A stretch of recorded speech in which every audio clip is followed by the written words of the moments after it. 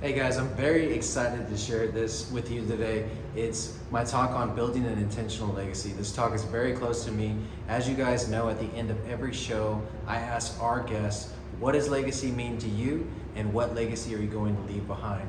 So this, based on all those guests and based on my experience, is a tactical guide to building an intentional legacy.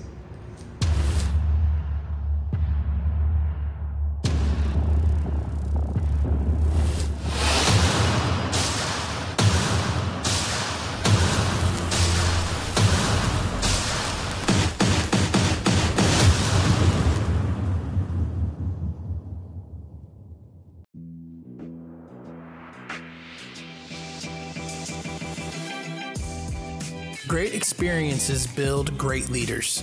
Great leaders build great teams. This is Building Great Sales Teams.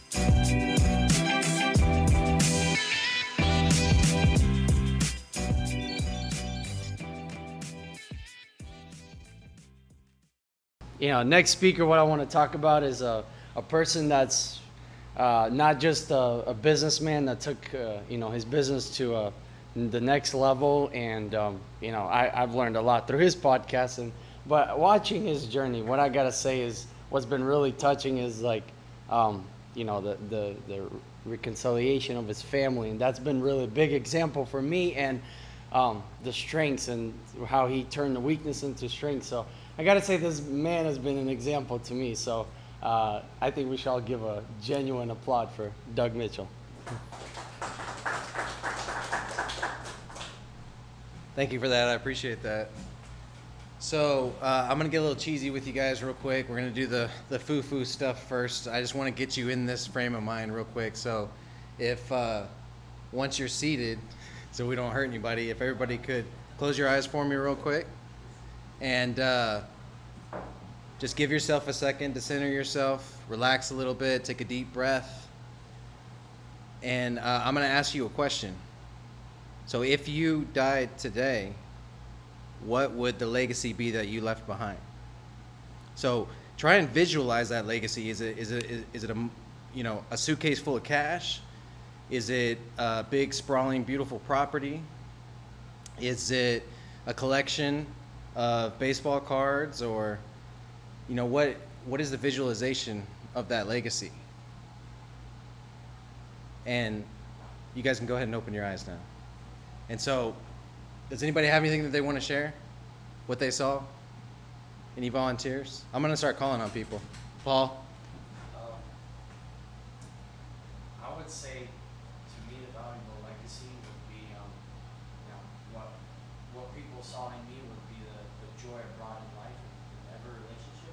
People think of me as like the person that could always make somebody happy and bring that joy in the relationship. Yeah, so what Paul is talking about is a value.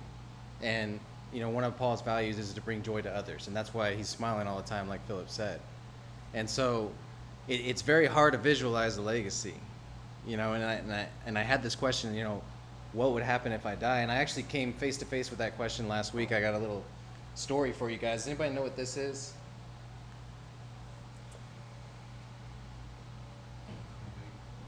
Do I need the clicker?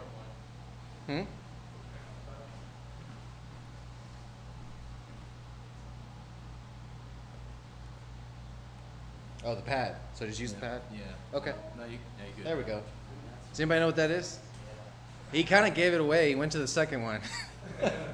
But yeah, those are buttons from a rattlesnake tail. And so I was watching, I forgot what we were, no, I was reading. And I heard my 10-year-old son yell, "There's a snake in the backyard."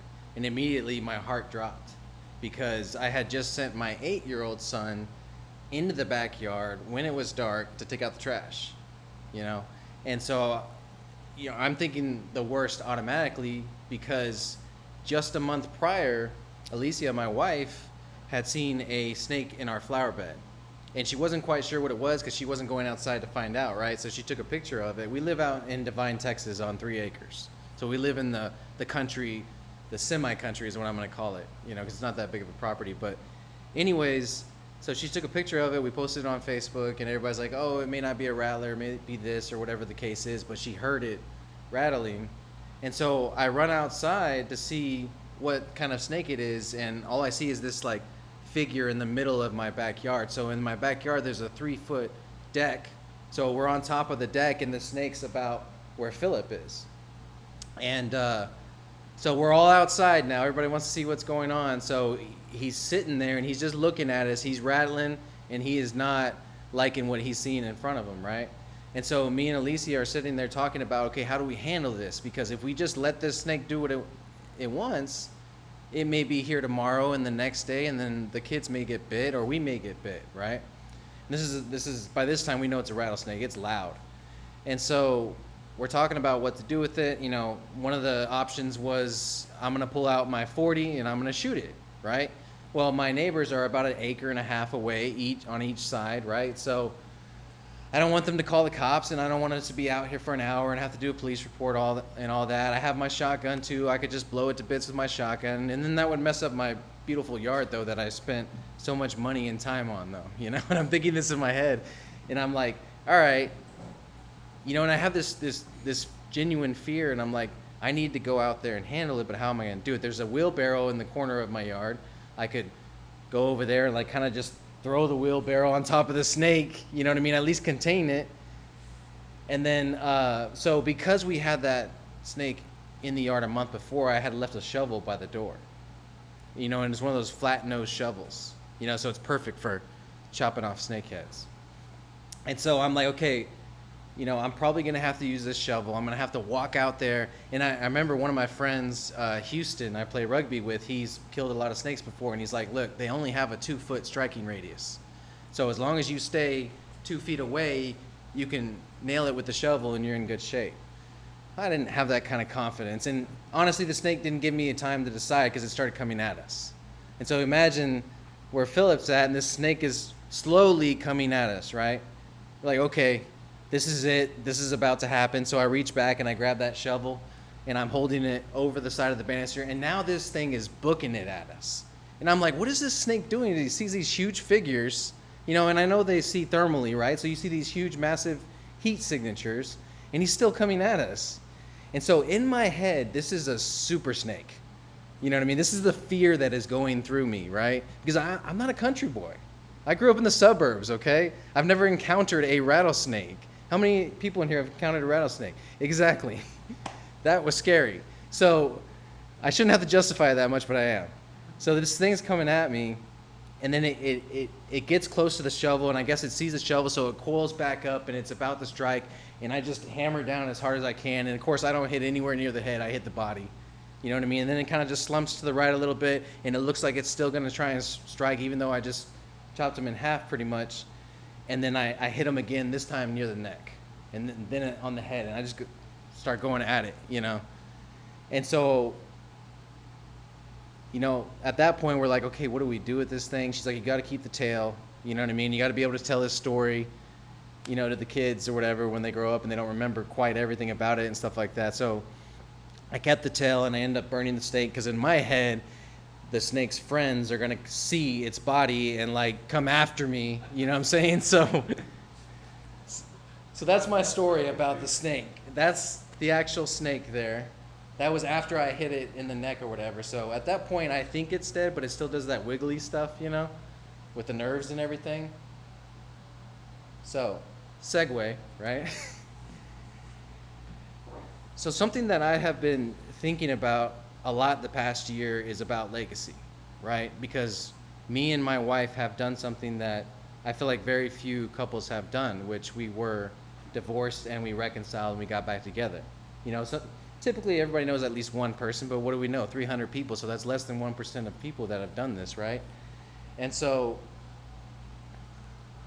I knew that I couldn't just throw away this chance to, one, be an example for other people, but also build something from this. At that point, I knew that God had blessed us with this reconciliation and this remarriage, so I've got to do something with it, right? So I started researching legacy, and a lot of people would ask me, especially in my younger years, because I had a direct sales business, door-to-door sales, and it blew up in my 20s. And so it didn't transfer over just right, but a lot of people asked me what kind of legacy I wanted to leave, and in my 20s it was money and land and things that really pump up our ego, right? Guns and whatever else. I want my kids to have all this stuff. I want them to have millions of dollars, and I'm going to be the one, right? You hear Ed Milet talk about the one all the time, right? And so it was always these really material things, which obviously being in your 20s, sometimes your head's not in the right place. And so as I got older, that legacy changed a lot. And so what I wanted to do was a talk about, okay, how do we identify what we want our legacy to be? Because you just tried to visualize it, and I'm sure there was a bit of a struggle there between the value type things and then the physical type things. Because a lot of people, when I did the research, I did it with my podcast too. I've asked Phillip this question before. He's the only one. Oh, and I asked Cody this question as well. You know, what does legacy mean to you, and what kind of legacy do you want to leave behind? And I did get a lot of the same answers that I would have given in my 20s, which is physical things, right? Which is, you know, in my head, Mitchell is a Scottish name, right? And so in my head, I was gonna find the clan colors and tattoo them on me, and you know, I was gonna have Mitchell there. It was all ego type stuff, right? And then I started getting some different answers, and some of the answers were just values. Right, I just want to leave my values to my kids and have them pass them on to their kids, and that's where my legacy is going to be. Some of them was land, some of them was money, some of them was their business, you know? And so I started thinking about how to package this all so that we can be intentional about it. You know, a lot of us have, it's not weird, but it's weird that I did this talk, because a lot of y'all's talks kind of feed right into it, you know? When you look at Crystal, what you're doing with the refresher weekends, that's legacy building, you know? When you look at Jeff, what he was talking about with his farm, that his dad kept telling him, you're gonna have this farm someday. Well, what if my business goes under? What if the farm gets taxed at a higher rate and we can't afford it anymore? You know what I mean? Like, how am I going to leave those values behind now? And so if you get two things out of this, I'd like it to be this: identify the legacy that you want to leave, and this is real work that we have to do on this. This just can't be a thought that happens in one day. You know, this is something that you need to be thinking about over the next couple weeks, and has to be incredibly important to you. And then the second thing I want us to do is to get intentional about building it. And so, and I'm sorry for the graphics. This was all laid out very nicely, but it didn't transfer over well. So when I talk about building great sales teams in my podcast, I talk about great sales teams can't be recruited, they're built brick by brick, right? And so the same thing with the legacy is, it is something that you have to build brick by brick. And to me, there's 3 levels to this legacy, okay? The first is gonna be value. All right, the values that we have. We hear about them in our business, we talk about them as core values, right?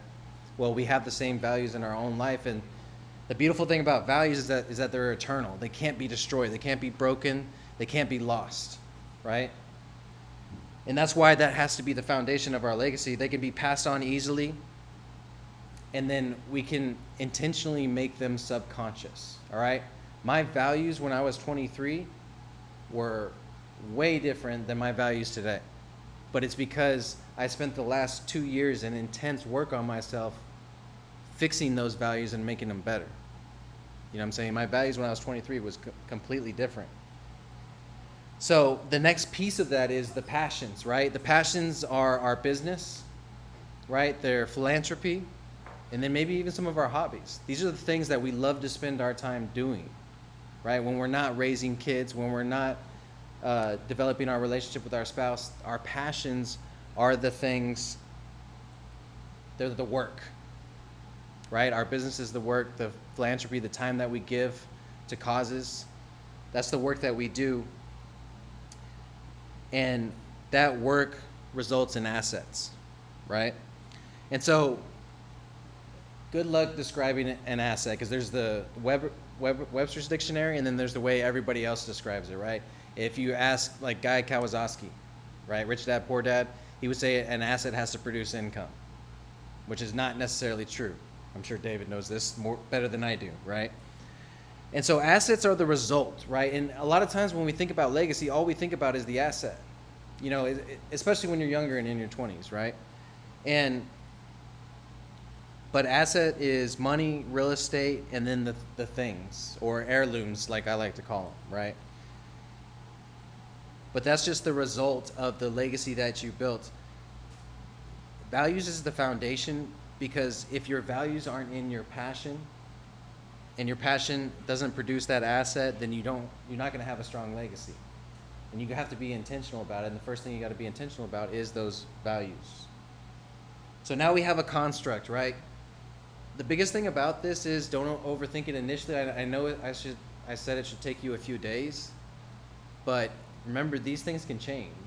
Your core values in your business change, so sometimes your core values in your legacy will change. And what will happen is some of them will become subconscious, and you'll bring the other ones to the forefront so you can start working on those, right? All right, the best way for me to walk you through as an example is myself, obviously. So I want to give you guys an example of an intentional legacy. So I built this out over the last week. Don't get me wrong, this was not done before this last week. But I've been working on this in my subconscious for a long time. So that's why when it finally came out, it was easy, okay? And so, again, the values are eternal. They're easily transferred to your children and their children. And you should be working on those values to make them subconscious. So my first one is going to be value family. I never had a strong family growing up.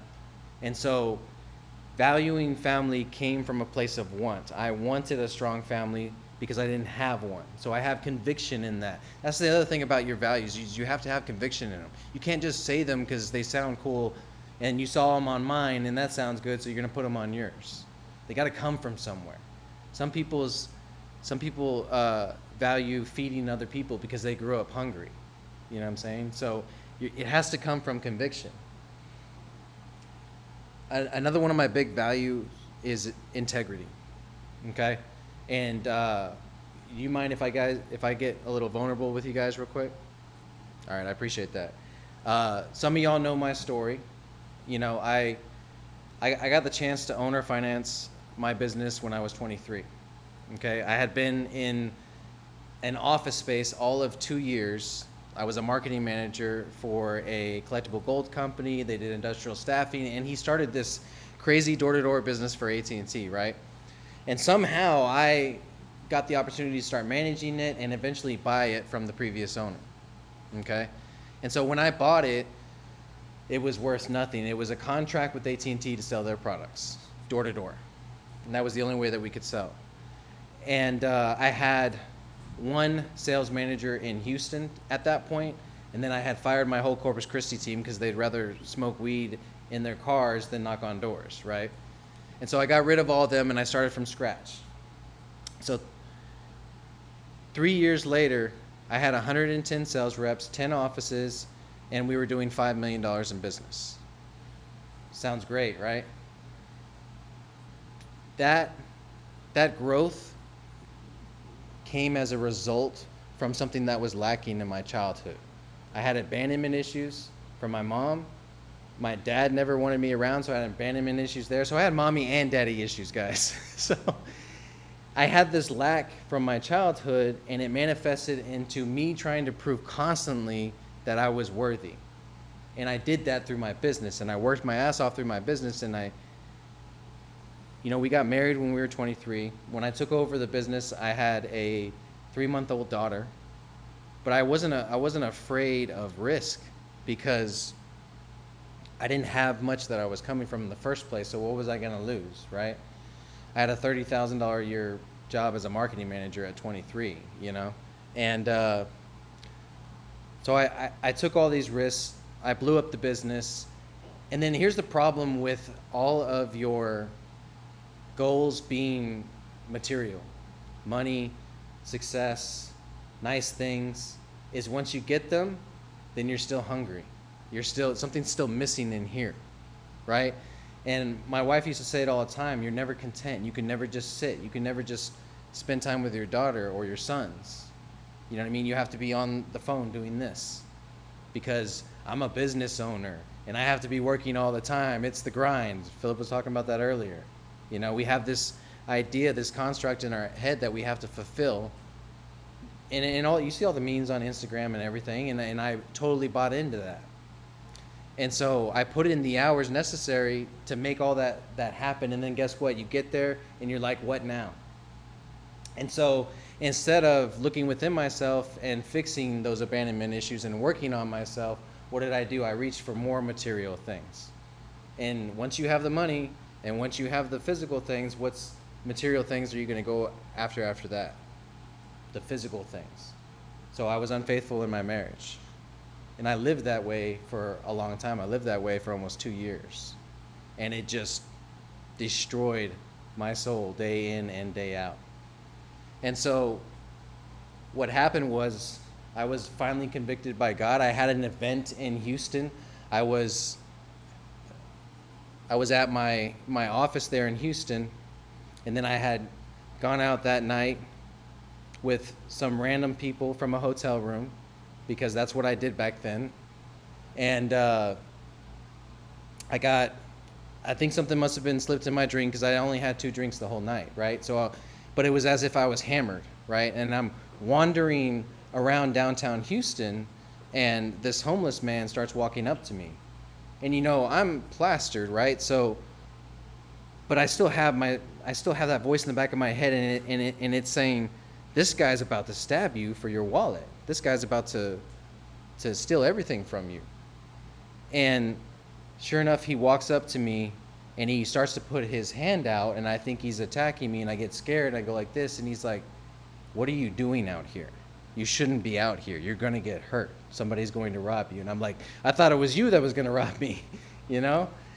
And so basically, long story short, he guides me to a taxi stand, and that gets me back to the hotel room.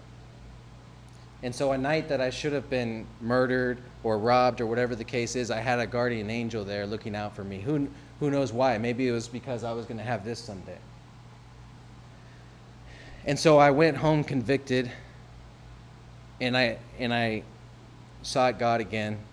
But the thing that I didn't do is I still didn't have integrity. Because if I had integrity, I would have went and told my wife what I had been doing the last 2 years. And so it must have been 8 months to a year after that, after I stopped everything that I was doing, and I went sober, I went clean, right? And she found an old email or something like that, and then I just laid everything on her, and I told her everything. And obviously, when you've been with someone for 9 years at that point, that's hard to handle. So we separated. We got divorced. We moved to we lived in Corpus Christi at the time. We moved to San Antonio. I was renting a home there. She was renting an apartment. And as I was driving to San Antonio, because I had already moved her there, I just sold the house, split the assets, all that good stuff. As I was driving to San Antonio, I made the decision then, just like I made the decision to stop doing everything that I was doing before, I made the decision then to stop lying. From now on, everybody is going to know everything bad about me. I'm going to put it all out there. Funny thing happens when you do that, guys. When you just put it all out there and say, hey, this is me. I fucked up for 2 years straight. You know what I'm saying? This is the worst version of me, and this is who I am now. Nobody can touch you after that. Nobody can hurt you. There was strategy in that, right? And that's when I decided, that's when the core value or the value of integrity got instilled in me. And I decided moving forward, I'm always going to be honest. And it is not easy being honest with people that you love. It is not easy, guys. And so that's why having integrity is incredibly important to me. Being grateful is a huge one, because when you're grateful, you're present, and when you're present, you experience peace and love, right? And that's what God put us on this earth to experience, is peace and love. You know, whether it's love for Him or love for each other. right? And so being grateful is incredibly important to me. And that's the thing too. I think Crystal, you alluded to it earlier about those 20-minute segments in your day. Well, one of my 20-minute segments, I'm filling out an app that I'm going to tell you guys about in a little bit, but I put 5 things that I'm grateful for in that app. And guys, if you start your day out grateful, like you're going to destroy the rest of the day, because nothing can hurt you after that. I mean, don't get me wrong, it can, but it's a lot harder to, okay? So another one is be present. I told you guys when I was in the early years of my business that I couldn't just sit there and spend time with my family, right? I had to be on my phone, you know? And here's the problem is, if you're not present and you can't experience the love that your daughter's given you in that moment, then if you're shielding yourself from that with this phone in between you two, then that's going to leave a hole. And a lot of times in this world, we're constantly have things put in front of us to fill that hole, you know what I mean? But it's the material things, it's the sinful things, it's things that aren't going to truly quench our soul's thirst. But that love from your daughter will, and that's why being present is important. And then, obviously, the most important is follow Christ. So this is probably, the follow Christ piece is probably the most work I have to do. I'll read a business book all day, but sitting down and reading that Bible is like torture to me. And I know that doesn't make any sense with the life that I have now, you know what I'm saying? But that's probably me recognizing that's the most growth that I have to go after right there.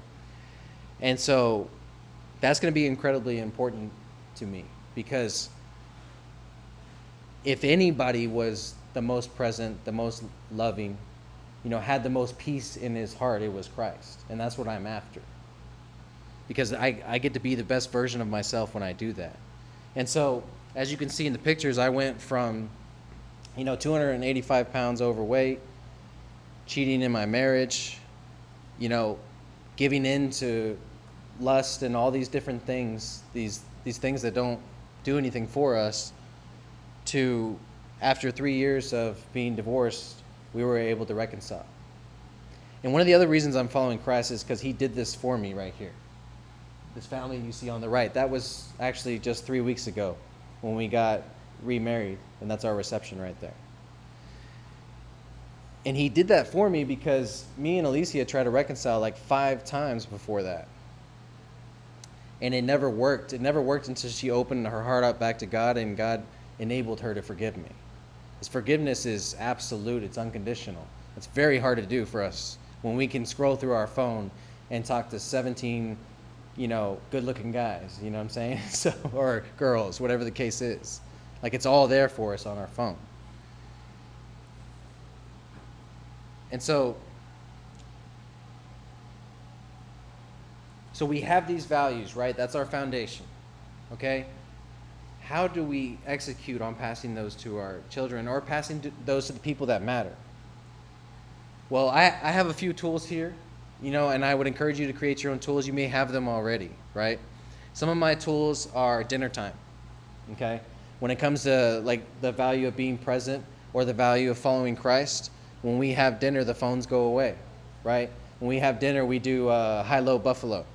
Have y'all heard of that? Anybody heard of high-low buffalo?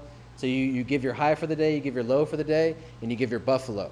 And your buffalo is something that surprised you that day. So I get to hear about my kid's day every night at dinner that I'm in town, right? And then we'll do the same thing at breakfast. Like if we get a weekend breakfast, or maybe I stay a little late at home to have breakfast with the family, we do the same thing. It's my kids are like, all right, high-low buffalo, let's go. It's not even me doing it anymore, it's them, And that's the thing about your kids, is they'll take these intentional acts that you're trying to pass on your values to them, and they will absorb them like that, because they don't have all this crap in their head from living 35 years already, right? They're sponges, So I guarantee my kids will do high-low buffalo until they're 99. Date your wife, date your kids. We talked about this earlier. Being intentional about your relationship and doing that date night once a week. And it's difficult to do. Me and Alicia aren't perfect at it. And then right now, I'd say I go on a daddy-daughter date about once every 2 months, and I try to spend intentional time with my sons as much as possible, whether it's just like we did the school shopping on Friday, and then we got pizza and had ice cream, and that's my excuse now when I'm not being good. I'm doing it with my kids. Isn't that how it works? Time blocking is huge for me, guys. That's what you see a picture of here is time blocking, okay? So when I'm in the office, and this is another piece, having integrity, okay? When you put something in your calendar and you say, I'm going to accomplish this task during this time, or I'm going to spend 40 minutes on this task, then when you do that for the whole 40 minutes, you get a dopamine hit because you kept integrity with yourself by completing that task. You know what I'm saying? We get dopamine hits from scrolling through TikTok or scrolling through Facebook or whatever the case is. Let's get some by time blocking and accomplishing those blocks. And then what happens, you get those dopamine hits all day with work, and what do you feel at the end of the day? You feel accomplished. You may have not crossed one task off your list.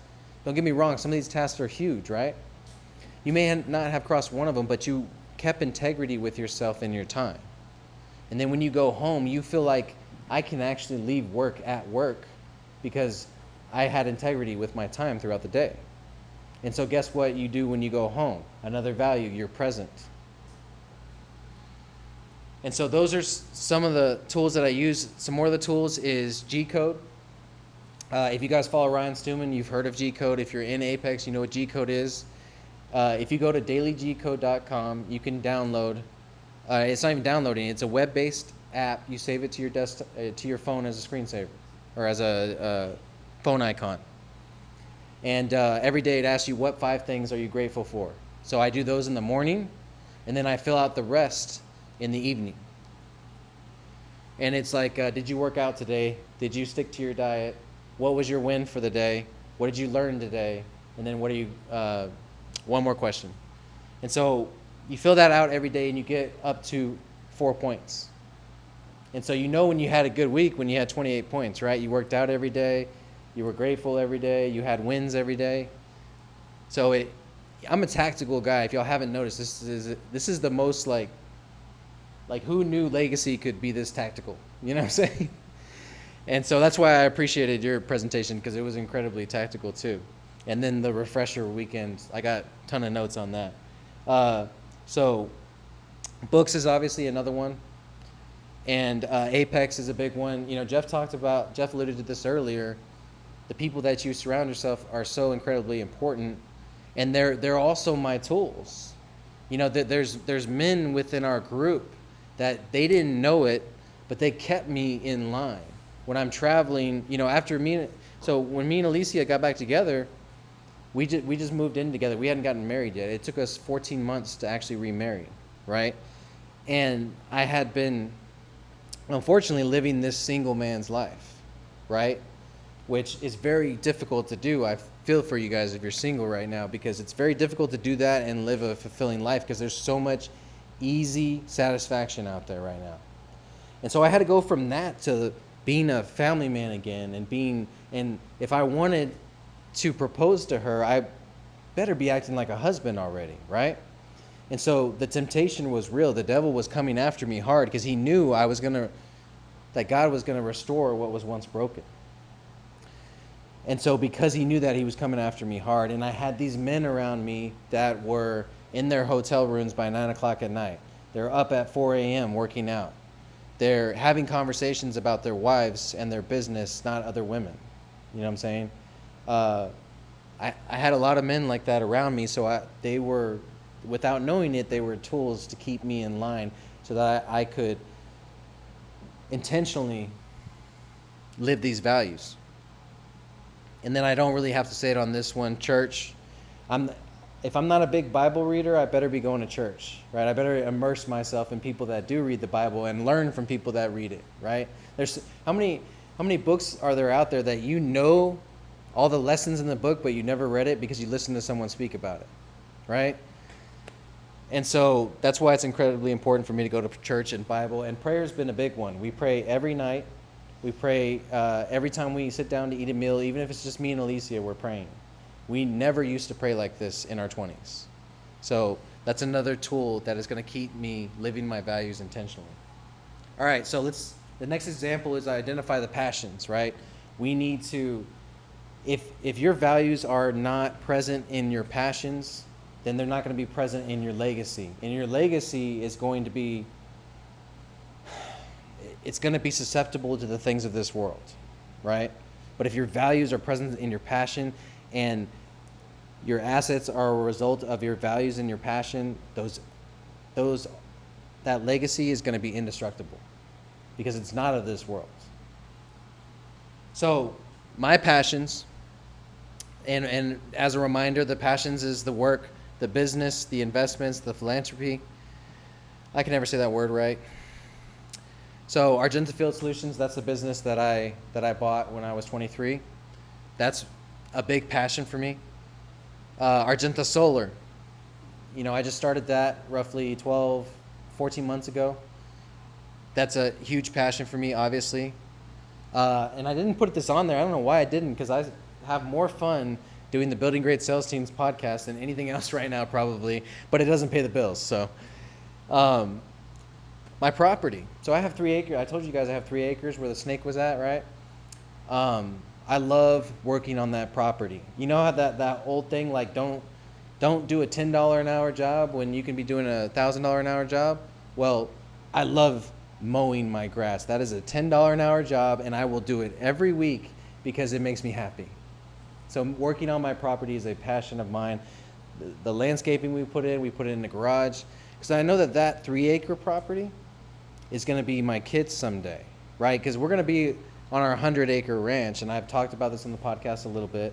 We're going to be on our 100-acre ranch. That's what we're going to retire on. But someday our kids are going to want to move out, and I want to know they always have a place close to home, which is going to be that property. So I'm going to build it out for them to be able to use someday. And so another one is Operation Underground Railroad. That is a nonprofit that focuses on basically doing undercover work with child sex trafficking. Okay, and so that's one of the main nonprofits that I donate to, as well as I want to get more involved in someday. They actually, Sean Whalen's done it before. You guys know Sean Whalen, Lions Not Sheep, right? He's done it before where he's gone undercover and talked to these horrible people that are selling children, and then basically got them arrested and got all the evidence necessary to put them away, right? And that's what Operation Underground Railroad does. Operation Light Shine is another one. They help different enforcement agencies communicate with each other, because a lot of times the local state will come across a child sex trafficking case and not know what to do with it to get it to the FBI or Immigration and Customs Enforcement or whatever the case is. And so they help bridge that communication gap with technology, right? You can go and put that child's name in a database, and every agency can contribute to that database.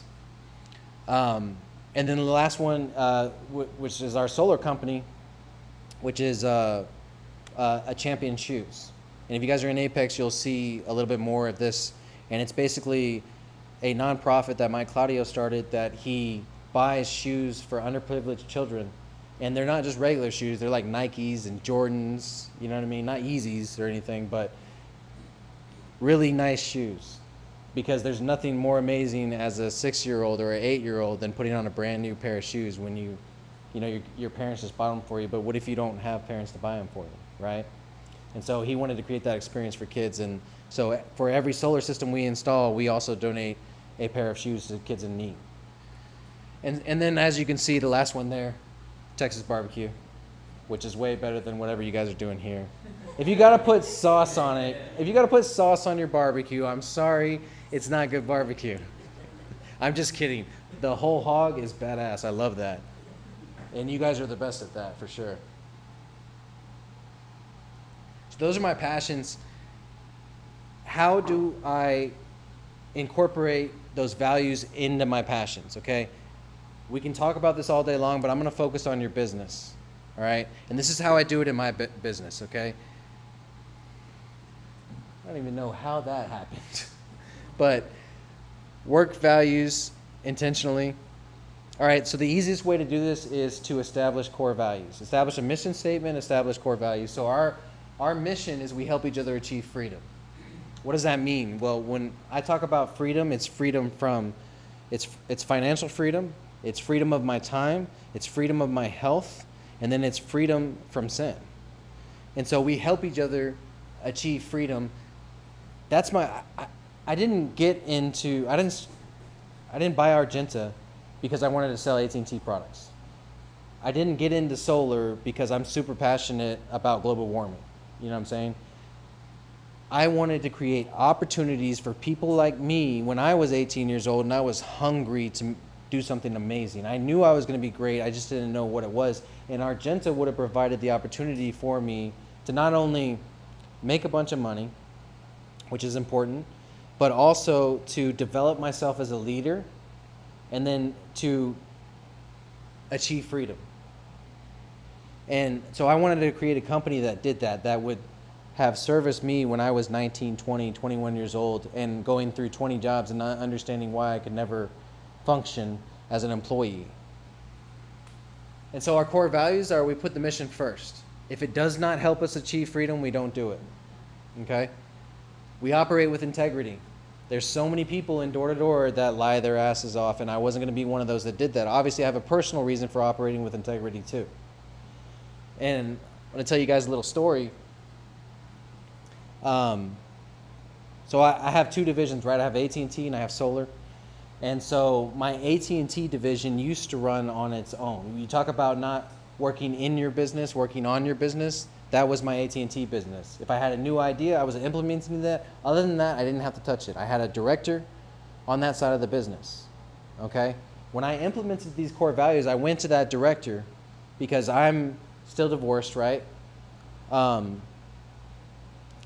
knew that he would cheat on his wife. You know what I'm saying? And so I went to him and said, hey, we're implementing these core values, and you need to understand that if any of that happens around the business, that this isn't going to work. And honestly, you need to figure out that, because I don't want anyone in my business that is willing to do that, because integrity is going to be a core value of ours. Okay? And he said, I'm with you 100%. I don't do that anymore. You know what I'm saying? I've hit the straight and narrow, going back to church, all these things. All the things we want to hear, right? Turns out it was lip service. He ended up sleeping with one of my admin. And so the reason I tell you this story is because there's a monetary lesson here. And it's to the tune of $1.5 million. Okay, that was what his division produced in gross. And honestly, when we were building up our solar company, that division funded the building of the solar company. And so a couple days later, I had to fire him. And since then, I have seen $1 million loss in projected revenue for this year. So I basically lost $1 million because I kept the core value of integrity.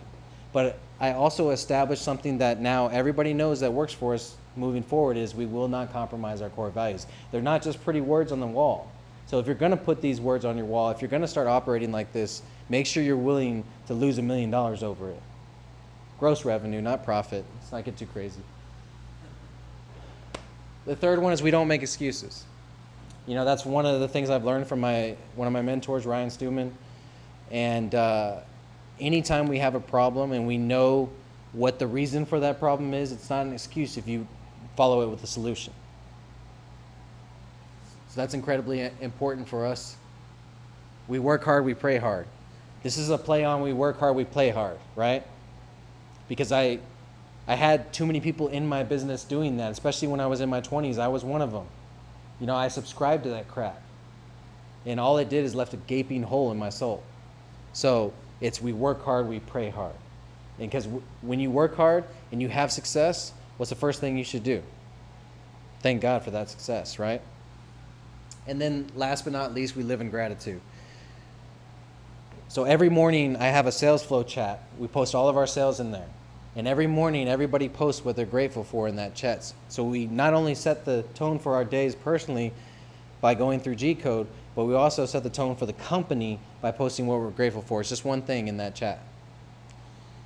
And since then, since we've implemented these core values and actually intentionally implemented them in our business, I've seen at least a 300% reduction in our retention rate, a 300% increase in our retention rate.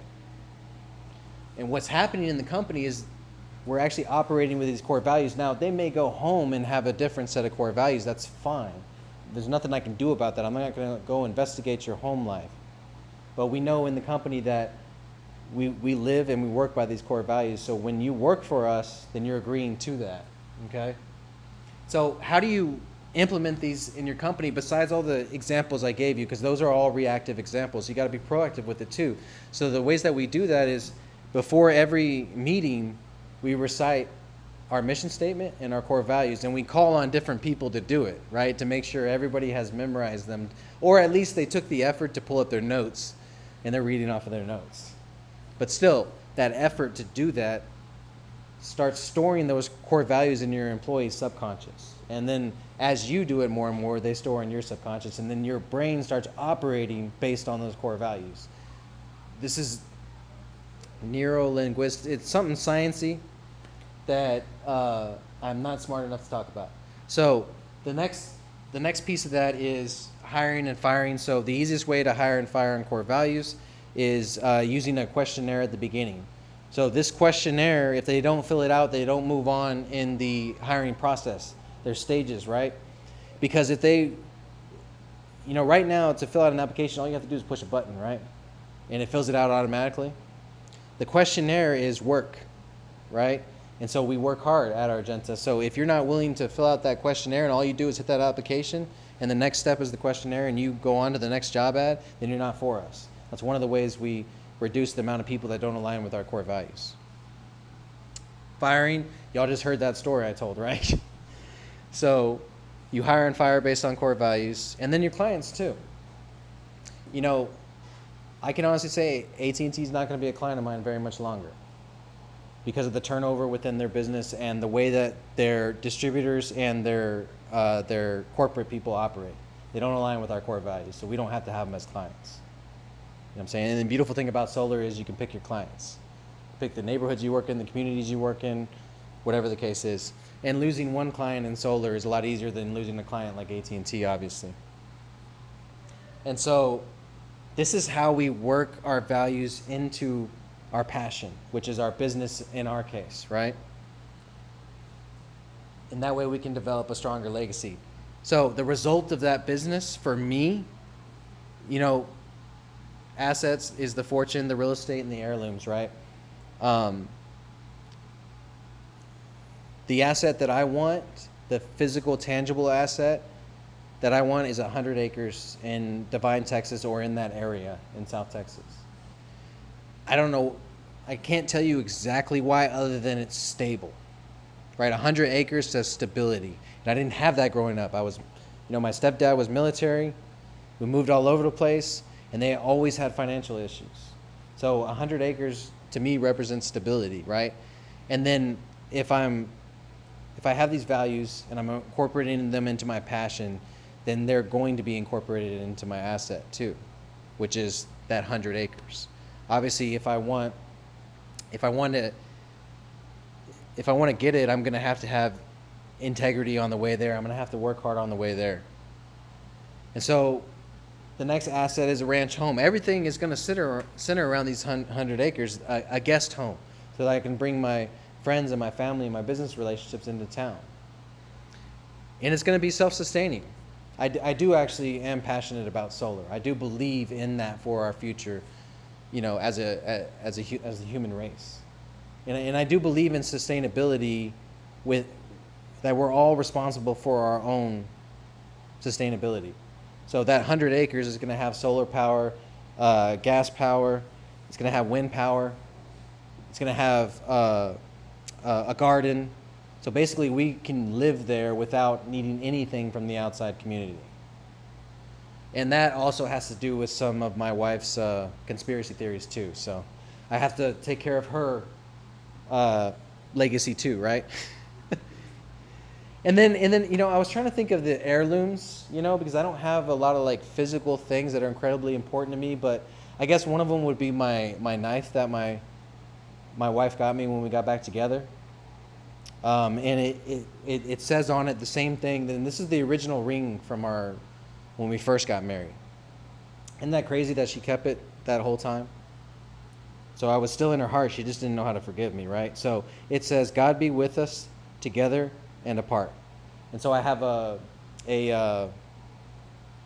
forgot the brand, but it's a really nice brand, and she's got it inscribed on there. So I imagine my kids are going to have that someday. So that's an heirloom. She has a 3-tiered shelf in the corner of our bedroom that her like grandmother's mother gave her. And so that's going to be a family heirloom, right? And so these are, and like I said,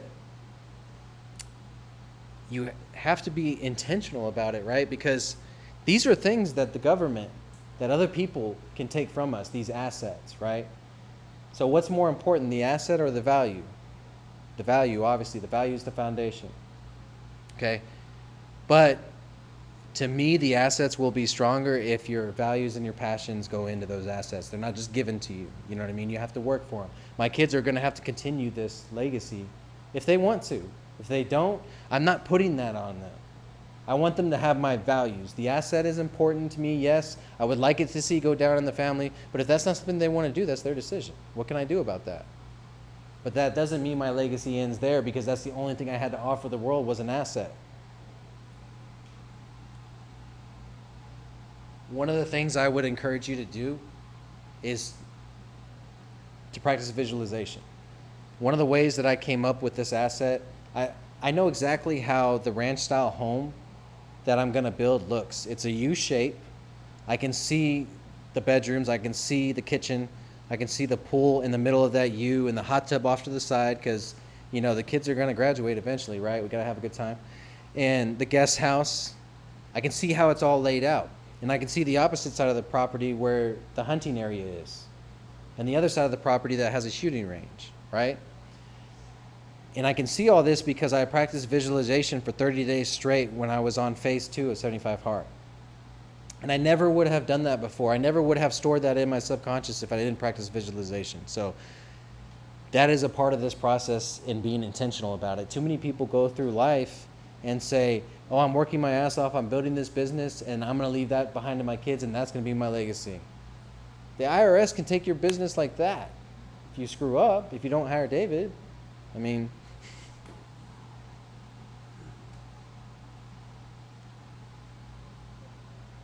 so, and one of the things I need to work on too is I say "my" a lot when it's actually "our." It's me and my wife's legacy, right? And what I imagine for us, and this is just because I want to share this with you guys, because y'all have allowed me to go for an hour now. It looks like an hour. The first thing that I visualized when I started phase 2 of 75 Hard was this massive oak tree, right? And we have live oaks in Texas. And so it's this massive oak tree, and I imagine when me and Alicia are gone, my kids and their kids and their kids' kids around this oak tree. And of course, if my legacy has lived on, they're barbecuing, you know what I mean? And they're telling stories and they're laughing and they're present. They don't have their phones or whatever technology they're going to have at that point, right? My kids are making sure that their grandkids don't have those devices in their hands. And they're telling stories in between talking about what's going to happen with the property and how they're going to continue our legacy. And that's the thing, all these things that we do, if we can screw up our kids so much, right? If my mom and my biological father can screw me up so much, then can't we build them up too? Can't we do that? So what I've visualized for that is them all standing around talking about how they're going to carry on that legacy. And I know part of you says like it's ego, maybe they don't want to carry it on the way that you do, but the point is that they'll have those values and they'll pass them on to their kids. And so again, I hope I've empowered you to not only identify what that legacy is going to be and given you a short roadmap to build it and to be able to describe it the next time someone asks you, but also charged you with finding intention in building it, right? Paul talked a lot about that too, and that's what we have to do, and he's 100% right. We need to be intentional about our lives, because if we don't, like Jeff Brecken said, life will just happen to us, not for us. Thank you, guys.